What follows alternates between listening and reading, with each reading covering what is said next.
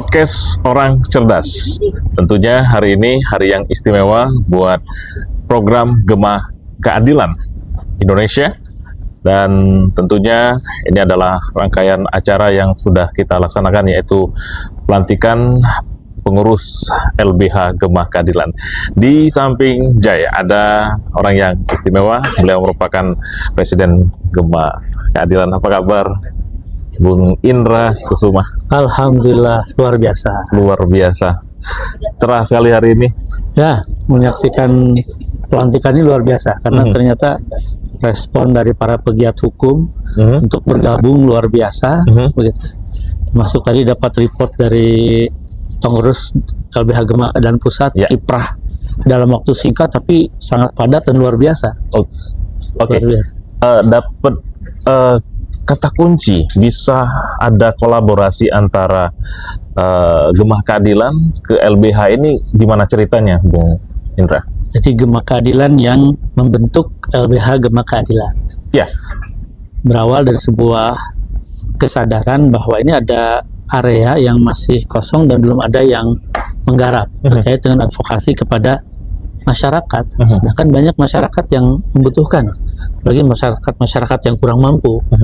Mereka tidak paham bagaimana proses hukum ketika mereka berhadapan dengan hukum dan lain sebagainya, perlu pendampingan. Dan alhamdulillah ada banyak orang yang peduli, para praktisi di bidang hukum yang kemudian sepakat untuk juga bersama-sama membentuk LBH Gema Keadilan ini. Jadi ada kesadaran, ada orang-orang yang memang punya kepedulian di situ. Nyekrup lah, dibentuklah LBH Gema Keadilan. Gitu. Ya, kok bisa ceritanya di 10 November? Itu ada historis sendiri. Kita sengaja memilih tanggal tersebut karena ingin mengambil spirit kepahlawanan. Hari pahlawan. Hari pahlawan. Kalau kita lihat sejarah kan, Hari Pahlawan itu sebelum 10 November itu kan ada Hari Santri ya. Ada resolusi jihad. Jadi bagian dari perjuangan, bagian dari sarana untuk meraih pahala sebanyak-banyaknya, karena pahlawan kan yang banyak pahalanya. Jadi ini adalah peluang amal, peluang berkontribusi LBH Gema Keadilan ini bagi para pendekar hukum. Dan banyak diantaranya yang masih muda-muda siap berkiprah untuk mengadvokasi masyarakat terutama yang kurang mampu. Oke, kami tekankan kembali, LBH Gema Keadilan tentunya underbone dari Partai Keadilan Sejahtera PKS, yang notabene itu urusan banyak yang mayoritas Islam. Apakah nantinya LBH Gema Keadilan ini khusus untuk orang Islam saja atau kader-kader saja?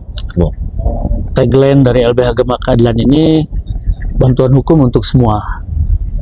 Jadi tanpa diskriminasi, tidak melihat suku, agama, ras, golongannya apa, bahkan tidak menanyakan pilihan politiknya apa, tidak.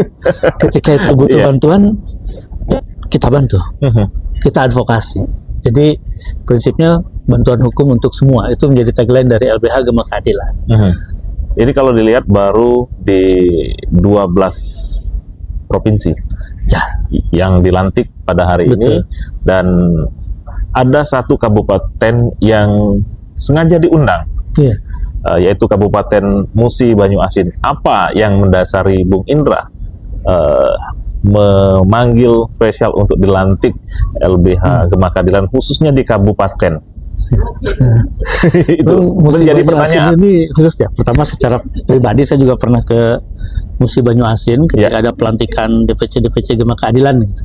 Dan mengundang dari DPP, dan luar biasa secara jaringan komunikasi dengan berbagai stakeholder, dengan pemerintahan, itu bagus, dan saya lihat itu bisa menjadi percontohan.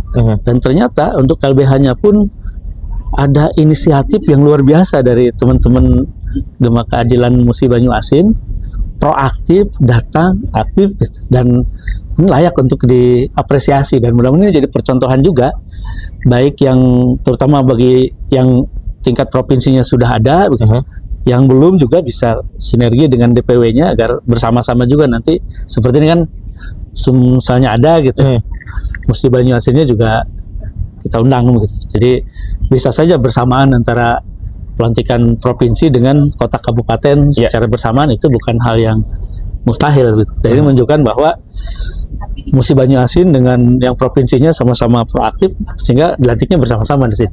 Oke. Dan ada apresiasi khusus karena tadi proaktif itu. Proaktif ya. Inisiatif proaktif, keren itu. Ya, Bung Indra, ada lagi yang ini sudah dilantik.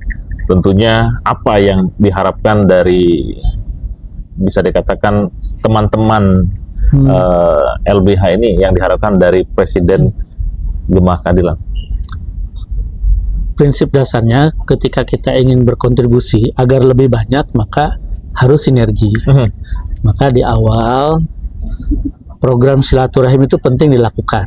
Ya, silaturahim dengan pimpinan partai, dengan pejabat publiknya, yang di eksekutif, di legislatif, termasuk dengan public sektor, dengan pemerintahan, atau yang tadi saya sebut ketika memberikan sambutan pentahelix ya. Itu kita bisa silaturahim karena itu akan bermanfaat ketika kita advokasi segala macam. Ada yang butuh bantuan, butuh koneksi di public sector ada, gitu. Di private sector ada yang support juga, misalkan di civil society-nya ada aktivis masyarakat yang juga siap sinergi juga. Medianya di akademisi kampus juga siap sinergi, kan luar biasa kalau begitu. Jadi jangan menganggap bahwa semua bisa diselesaikan dengan sendiri.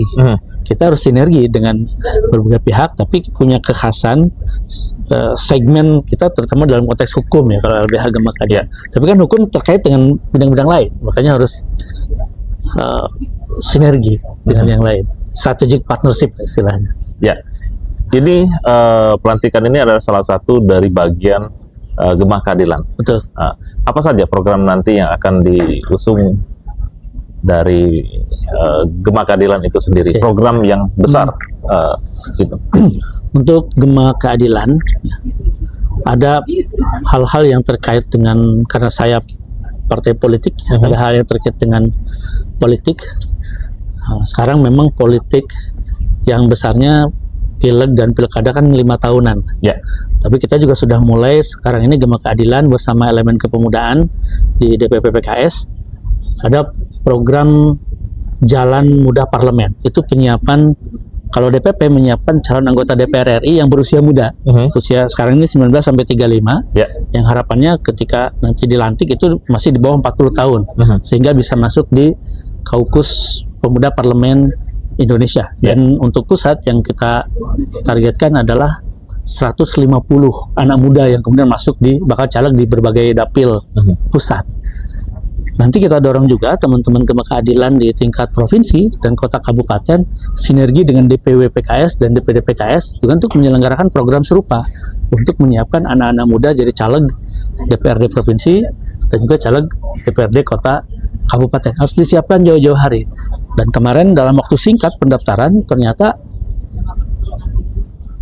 275 yang daftar. Padahal cuma singkat tuh, pemberitahuan mendadak, antusiasme anak muda, bahkan ini untuk DPR RI.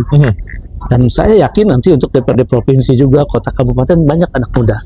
Sehingga PKS yang dulu kan awal-awal dari Partai Keadilan, kemudian awal Partai Keadilan Sejahtera, itu dikenal sebagai partai anak muda.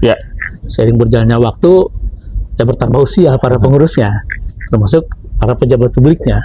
Nah, program Jalan Muda Parlemen ini menjadi terobosan dalam konteks politik ya, dan disiapkan jauh-jauh hari, dan Gema Keadilan terlibat di situ, di tim dengan elemen lain juga di DPP PKS, dan harapannya teman-teman Gema Keadilan provinsi kota kabupaten juga sama ya, di provinsi dan kota kabupatennya menyiapkan jauh-jauh hari begitu, calon-calon pejabat publiknya, termasuk eksekutif juga sebenarnya. Oke, Bung Indra, mungkin ada tambahan, ada informasi melakukan aksi. Rencana insya Allah besok pagi PKS termasuk Gema Keadilan di dalamnya menyelenggarakan aksi simpatik terkait dengan Palestina, selamatkan Gaza. Dan Gema Keadilan bersama elemen kepemudaan di PKS serta kita juga mengundang tokoh-tokoh pemuda di partai-partai lain juga untuk bersama-sama menyuarakan terkait dengan pembebasan Palestina, kemerdekaan Palestina dan penyelamatan Gaza. Isunya isu kemanusiaan saat ini, karena korbannya sudah luar biasa banyak, genosida terus terjadi, dan ini harus segera dihentikan. Selain yang memang diselenggarakan oleh partai, kita untuk kepemudaan rencananya ada agenda khusus besok itu. Kita kumpul lebih awal di depan Kedubes Amerika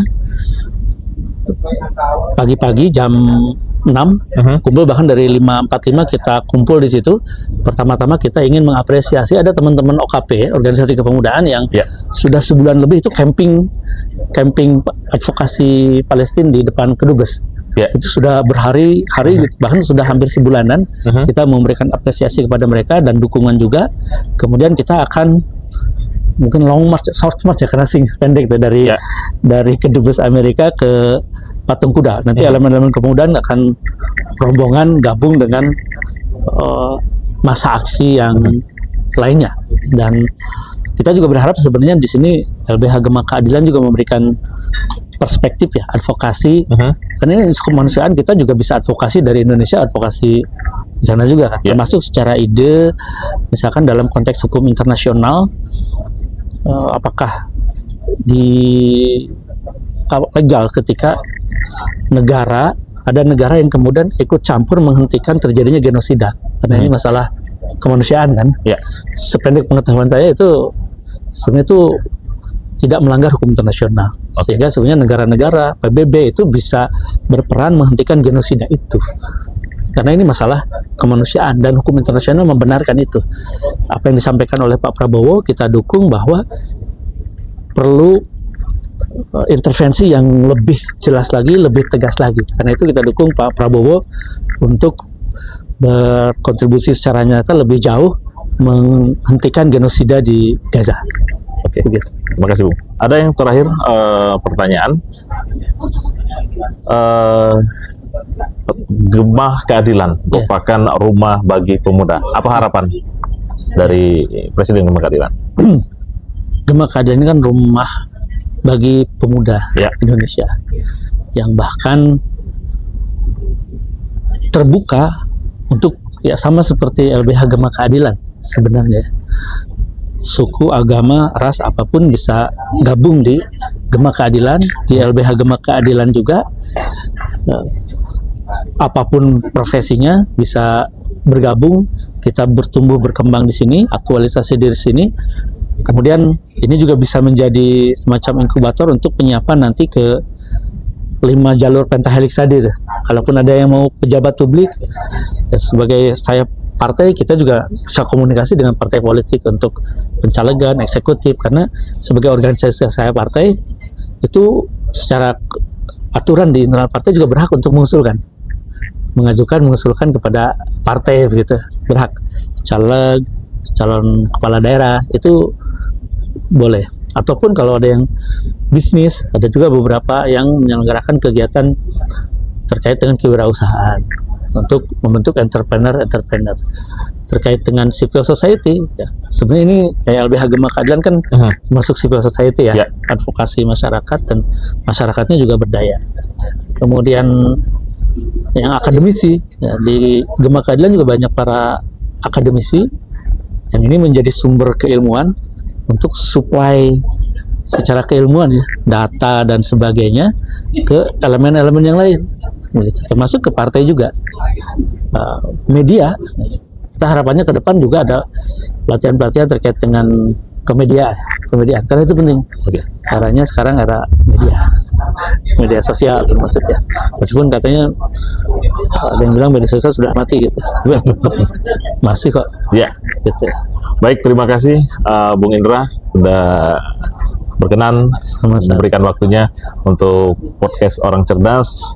Tentunya kami akan terus menggali informasi.